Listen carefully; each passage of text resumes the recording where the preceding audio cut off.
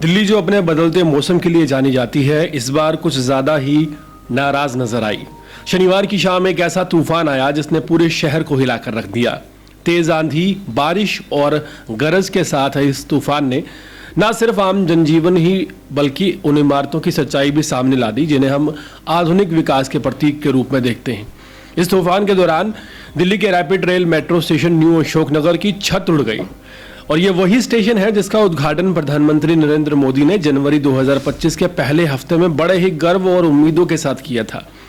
उस वक्त इसे देश की प्रगति का प्रतीक बताया गया था, नमो भारत कॉरिडोर के रूप में।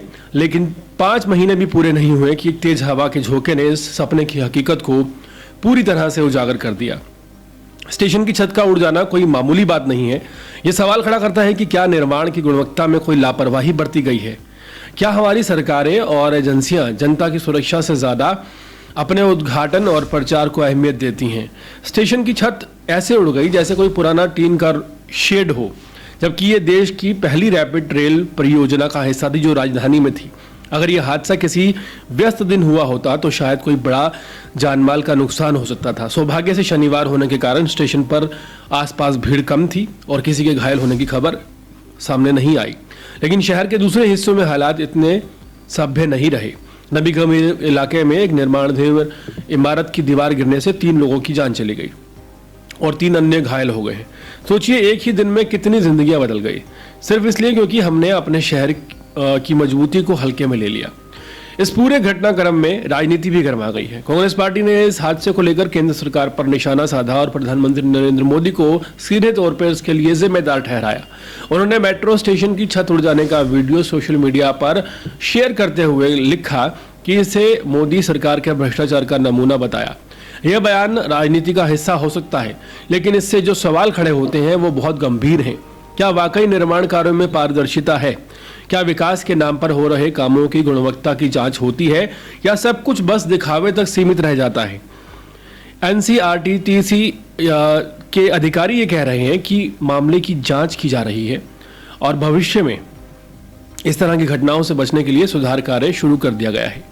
यह बयान जरूरी है, लेकिन इससे ज्यादा जरूरी है कि जांच निष्पक्ष और पारदर्शी हो। लोगों का भरोसा टूट चुका है और उसे वापस लाने के लिए सिर्फ जांच नहीं बल्कि सख्त कार्रवाई और जिम्मेदारी की स्पष्टता से जरूरत है। देश की राजधानी में इस तरह की घटनाएं न केवल शर्मनाक हैं बल्कि ये भी दिखाती हैं कि हमारी प्राथमिकताएं कहाँ हैं। क्या हम सिर्फ उद्घाटन करना जानते हैं या उन परियोजनाओं की निगरानी और सुरक्षा भी सुनिश्चित करना हमें जरूरी लगता है? एक रैपिड रेल कॉरिडोर जो देश की पहली हो, उसकी छत 6 महीने से पहले उड़ जाए, ये देश की छवि को भी नुकसान पहुंचाता है।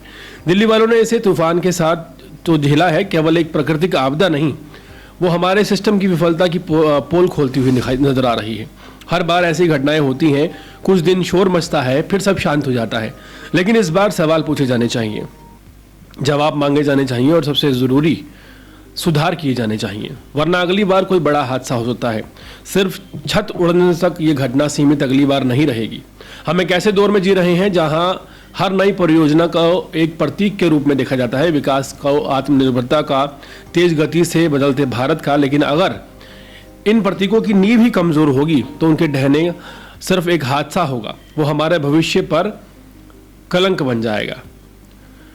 फिलहाल समय है आत्ममंथन का, जवाबदेही का, ईमानदारी की कोशिशों का, क्योंकि दिल्ली सिर्फ एक शहर नहीं, ये देश का दिल है और जब दिल ही कमजोर हो तो पूरे शरीर की हालत बिगड़ जाती है। पूरे मामले पर क्या राय है? कमेंट सेक्शन में जरूर बताएं।